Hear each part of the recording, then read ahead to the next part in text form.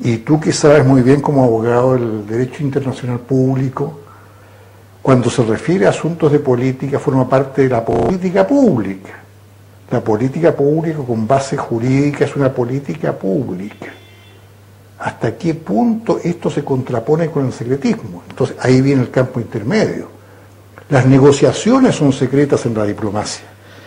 A mí me parece muy interesante del libro, que además se lee, ya lo dije, con mucha facilidad. Tú pones en pleno desarrollo del libro una serie de premisas sobre las cuales dice hay que terminar definitivamente las relaciones con el Perú. El carácter administrativo de la democracia, ¿no es cierto?, con el Perú. Hay que equilibrar la tendencia a sobredeterminar lo jurídico. Dicen, los tratados son intangibles, esta posición que nadie entiende, y al final hemos terminado en La Haya.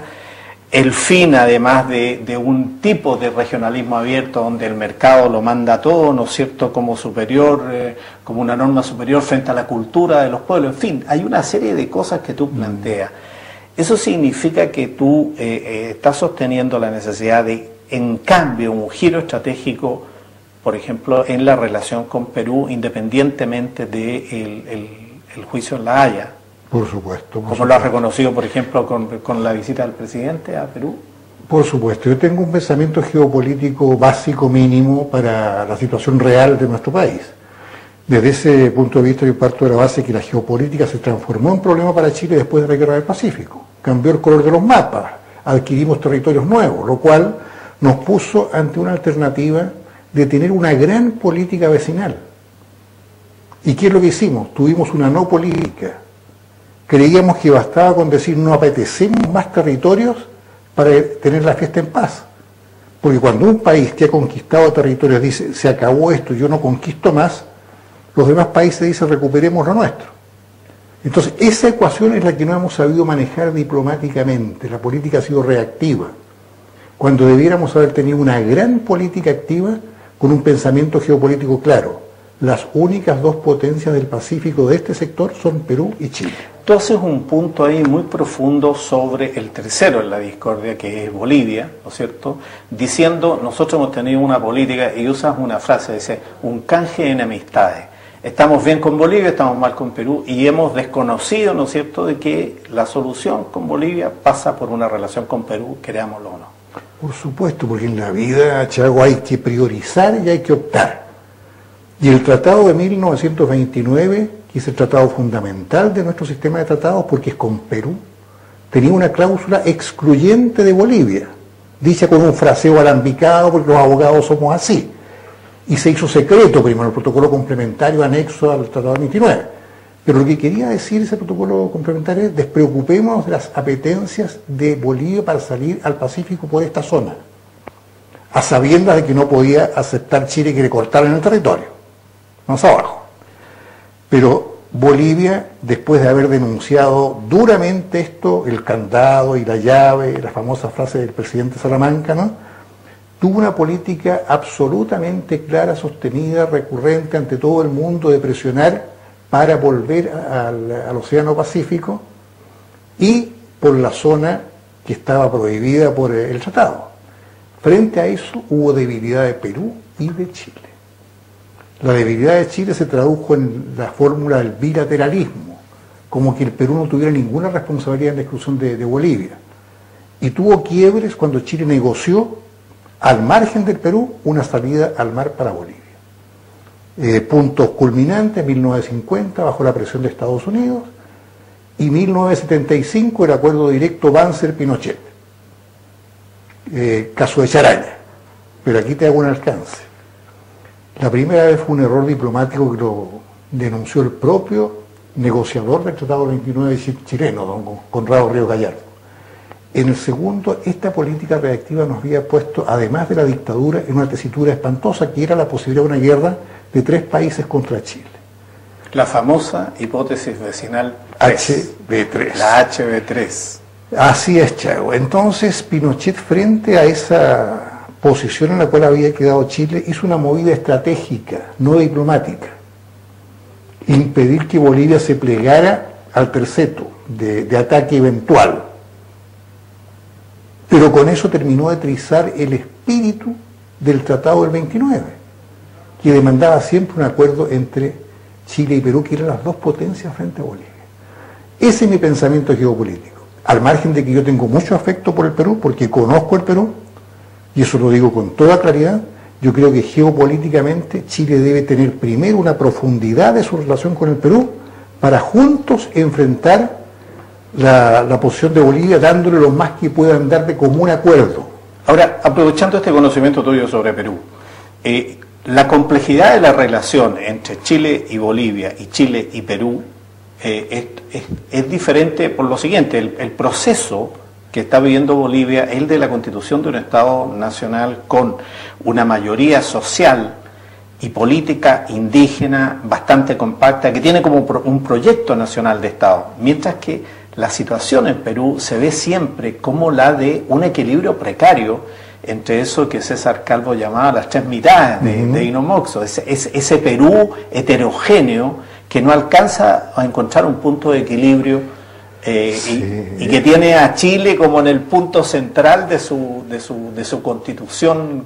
Es muy aguda tu observación, porque efectivamente yo alguna vez he descrito al Perú como un país invertebrado, que todavía está ajustando las piezas del Estado.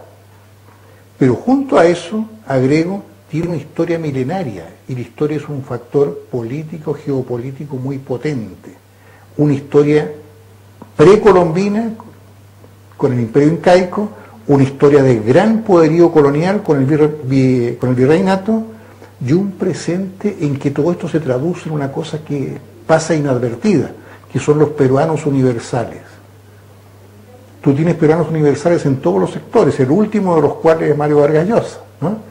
Pero antes tú tuviste a Javier Pérez de Cuéllar, te vas remontando a los otros novelistas, a los grandes narradores de América Latina en literatura, poetas como César Vallejo, inclusive los malos, entre comillas, son universales. Abimael Guzmán, el Pol Pot de América del Sur, Vladimiro Montesinos, el Rasputín de América del Sur. Eso te da la pauta de un país que, pese a ser invertebrado, tiene una base histórica y cultural muy fuerte. Los ríos profundos de... Tú que eres un aficionado a la literatura, podemos conversar toda esta entrevista sobre literatura peruana, que es muy mal conocida, porque aquí solo sabemos de Vargas Llosa porque fue consagrado, así como nuestros grandes literatos son consagrados porque los consagran afuera, ¿no? Porque nosotros no tenemos todavía esta capacidad de proyectarlo. Me recordaba de los ríos profundos, José María Olvera, por esta fuerza subterránea, ¿no es cierto?, que emerge a cada rato en la política interior del Perú, atada también a percepciones culturales sobre nuestro país, ¿no? Así es. Ahora, lo importante es que estábamos comparando con Bolivia. Con Bolivia. Y Bolivia recién estamos en lo que ellos mismos llaman la refundación del Estado. Cuando Evo Morales y su poder político hablan de la refundación del Estado, tácitamente están diciendo que el Estado que trataron de estructurar no funcionó. Casi un Estado fallido. Y es por eso que lo están refundando. Entonces, Chaco, como experto que eres tú en temas de seguridad, de defensa, diplomacia... Gracias, pues... Sí, no, sí, yo te leo. El problema es el siguiente. ¿Vale el riesgo de hacer una profunda negociación sobre temas que afligen al Perú o que importan al Perú con un Estado en trance de refundación para conquistar la gran enemistad de un Estado que hasta este momento ha sido históricamente mucho más importante? Tú haces en el libro una muy aguda reflexión sobre el estado de la diplomacia chilena, ¿no? y los énfasis de la diplomacia chilena.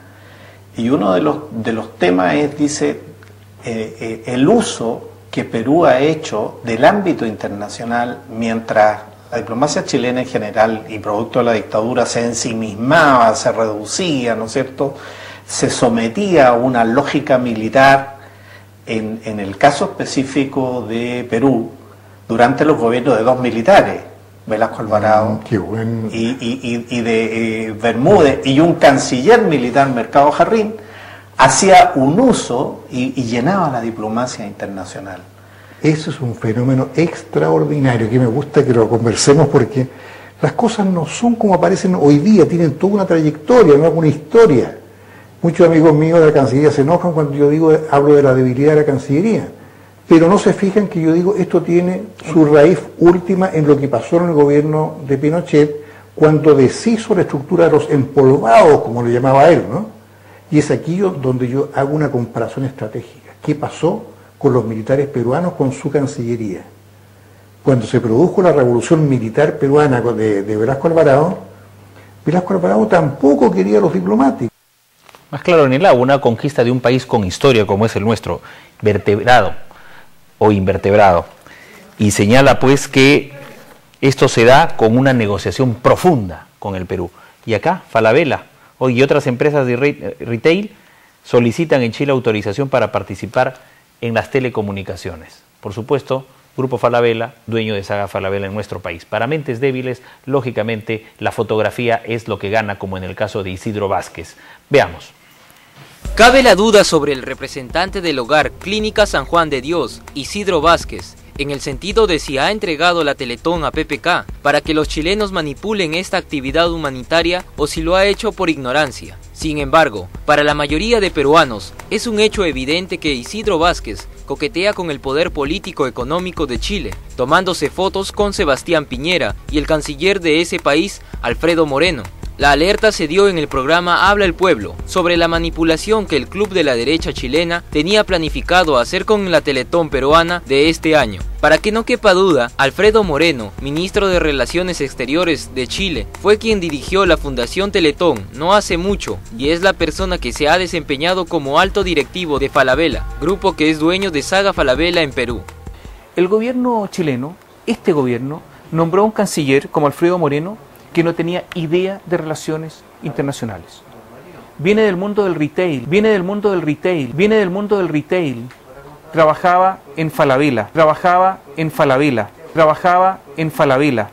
A todo esto se suma un hecho más grave, y es que el poder económico chileno no solo va a usar publicitaria y comercialmente la Teletón peruana, sino que ahora se prepara para convertirse en operadora de telecomunicaciones en nuestro país. La Teletón que conducirá PPK desde Lima es solamente un capítulo de toda la campaña geopolítica del vecino del sur sobre el Perú, en la que Falabella quiere ofrecer hasta telefonía móvil, empresa ligada nada menos que al canciller de Chile, Alfredo Moreno. El club de la derecha chilena seguramente le está diciendo a Isidro Vázquez, muchas gracias. Amigos televidentes, Dios mediante con ustedes mañana con más información. Buenas noches.